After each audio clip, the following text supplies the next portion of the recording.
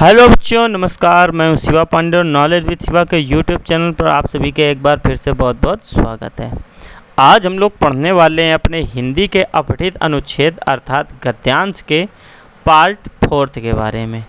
Part 1, 2 और 3 आप पिछले वीडियो में देख चुके हैं। अब हम लोग बात करेंगे पार्ट 4 के बारे में। पार्ट 4 में आपको एक अनुच्छेद बताया जाएगा। 1, 2 और 3 पार्ट की आपको डिस्क्रिप्शंस में लिंक दे दी जाएगी और ऊपर देखिए आपको बच्चों आई बटन में 1, 2 और 3 पार्ट दिख रहे होंगे। ठीक है, ऊपर की तरफ यहाँ पर जब आप देखेंगे तो आपको 1, 2 और 3 के पार्ट के आपको लिंक मिल जाएंगे। उसमें आप जाकर देखिए, आपको 1, 2 और 3 पार्ट आपको मिल जाएंगे। आप प्लेलिस्ट में जाकर सर्च करिएंगे अगर, तो भी आपको ये प्लेलिस्ट में भी मिल जाएंगे। चलिए अब अनुच्छेद की ओर चलते हैं अपने। अपठित अनुच्छेद भाग 4। भाग 4 को आज पहले पढ़ा जाए, उसके बाद प्रश्न हल किए जाएं। एक दिन तानसेन ने अपने गुरु का सिखाया हुआ गीत गाया और जानबूझकर गलत सुर लगाया। इसका महात्मा पर बिजली का असर हुआ। उनके सौंदर्य बोध को गहरा धक्का लगा। वह तानसेन की ओर मुड़े और उसे फटकार लगाते हुए कहा, तानसेन तुम्हें क्या हो गया है? मेरे शिष्य होकर इतनी भूल करते हो? तब वह स्वयं उस अंश को ठीक ठीक गाने लगे। भाव उन पर उतर आया और उन्हें चारों ओर से घेर लिया।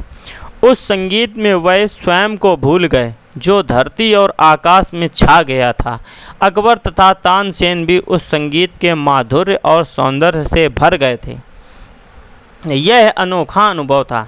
जब संगीत थमा तो अकबर तानसेन की ओर मुड़ा और बोला, तुम कहते हो कि तुम इस संत से संगीत सीखा है, किंतु लगता है कि तुम इनसे जीवंत सौंदर्य को नहीं सीख पाए। आत्मा को झकझोर देने वाले इस संगीत के सामने तुम्हारा संगीत भूसे सा लगता है। बच्चों, यह अनुच्छेद आपने बहुत ही अच्छे से पढ़ा होगा। ठीक है, अगर नहीं पढ़ा है तो आप इसका स्क्रीनशॉट ले लीजिए, पढ़िए और टेलीग्राम चैनल में आपको इसकी PDF भी मिल जाएगी। तो आप अनुच्छेद को बार बार पढ़िए। हो सकता है परीक्षाओं में आपको यही अनुच्छेद मिल जाए। अनुच्छेद के विषय में कुछ नहीं कहा जा सकता है कि कौन सा अनुच्छेद आ जाए। ठीक है, तो आप इसका स्क्रीनशॉट ले लीजिए। अगर स्क्रीनशॉट के बाद अगर आपको और ज़्यादा क्लियरिटी चाहिए तो आप हमारे टेलीग्राम चैनल पर जाइए। वहाँ पर आपको लिंक आपको डिस्क्रिप्शन में पड़ी टेलीग्राम चैनल की, वहाँ से जाइए, आपको सारे वीडियो भी वहीं पर मिल जाएंगे। ठीक है, और PDF भी वहाँ पर आपको सारी अवेलेबल होंगी। चलिए पहला प्रश्न देखते हैं। पहला प्रश्न कह रहा है, इसका महात्मा पर बिजली का सा असर हुआ। यहाँ महात्मा से क्या तात्पर्य है? महात्मा कौन था? अकबर क्या महात्मा था? नहीं था। तानसेन का गुरु, तानसेन या कोई अन्य दरबारी? तो यहाँ पर क्या तानसेन के जो गुरु थे वही तो महात्मा थे। ठीक है, क्योंकि उन्होंने तानसेन को सिखाया था, तो इसलिए इसका जवाब क्या सही होगा? तानसेन का गुरु। तो यहाँ पर क्या महात्मा से मतलब किससे है? तानसेन का गुरु। आगे देखिए, तानसेन के संगीत के लिए अकबर ने किस शब्द का प्रयोग किया? तानसेन के संगीत के लिए देखिए यहाँ पर आपको सबसे आखिरी में दिया गया है, आत्मा को झकझोर देने वाले संगीत के सामने तुम्हारा संगीत भूसे सा लगता है। तुम्हारा संगीत भूसे सा लगता है, ये दिख रहा होगा आपको, भूसे सा। तो ये पढ़ा आपने, आत्मा को झकझोर देने वाले संगीत के सामने तुम्हारा संगीत भूसे सा लगता है। तो तानसेन के संगीत के लिए अकबर ने किस शब्द का प्रयोग किया?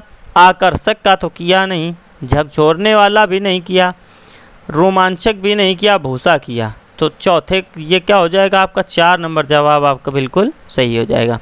तानसेन के संगीत को उन्होंने भूसा कहा था। और झकझोरने वाला जो शब्द है, झकझोरने वाला शब्द ये महात्मा के लिए प्रयोग हुआ था, क्योंकि जो महात्मा ने राग लगाया, महात्मा ने ऐसा गीत गाया था। कहा जाता है कि अकबर ने उन्होंने महात्मा से कहा कि आप हमारे दरबार में आएँ, पर उन महात्मा ने अकबर के दरबार में आने से मना कर दिया था। ठीक है, तब तानसेन इनके दरबार में वहाँ पर रह रहे थे। आगे देखते हैं, तानसेन के गुरु ने उसे फटकार लगाई क्योंकि वह शास्त्रीय संगीत गा रहा था। उसने गलत सुर लगाकर गीत गाया। उसने गुरु को अपना बड़प्पन दिखाना चाहिए। उसने ऐसा गीत गाया जो अवसर के अनुकूल नहीं था। तो देखिए, सिखाया हुआ गीत गाया और जानबूझकर गलत सुर लगाया। तो यहाँ पर क्या हुआ? गलत सुर लगाया। तानसेन ने क्या किया? गलत सुर लगाया। तो यहाँ पर क्या उसने गलत सुर लगाकर गीत गाया, तो ये दूसरा नंबर आपका जवाब बिल्कुल सही होगा। तानसेन के गुरु ने उसे फटकार लगाई क्योंकि उसने गलत सुर लगा दिया था, तो उसको यहाँ पर सही सुर लगाना चाहिए था, ठीक, इसलिए गुरु ने उसको डांटा।